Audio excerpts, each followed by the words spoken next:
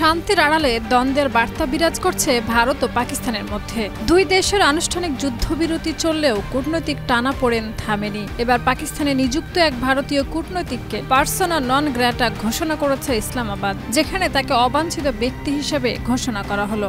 এর প্রভাবে কি আবারও উত্তেজিত হয়ে উঠবে দুই দেশ?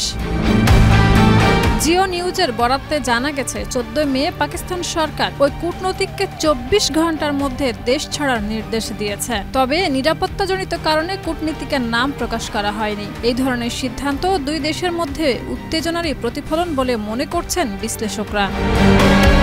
এর আগে একই ধরনের অভিযোগে নয়াদিল্লিতে পাকিস্তান হাইকমিশনের এক কর্মকর্তাকে বহিষ্কার করে ভারত। দেশটির পররাষ্ট্র মন্ত্রণালয় জানায়, ওই কর্মকর্তা ভারতে তার কূটনৈতিক মর্যাদার সাথে অসামঞ্জস্যপূর্ণ কার্যকলাপে লিপ্ত ছিলেন। তাকে 24 ঘন্টার মধ্যে দেশ ত্যাগের নির্দেশ দেওয়া হয়েছে। যদিও যুক্তরাষ্ট্রের মধ্যস্থতায় সাময়িক যুদ্ধবিরতি কার্যকর হয়েছে, তবে সীমান্তে এখনো থমথমে পরিস্থিতি বিরাজ করছে। বিশেষজ্ঞরা বলছেন, কূটনীতিক বহিষ্কারের এই পাল্টাপাল্টি সিদ্ধান্ত দ্বিপাক্ষিক সম্পর্কে আরও অবনতির ইঙ্গিত দিচ্ছে। শাহিদা রুবি, মাই টিভি।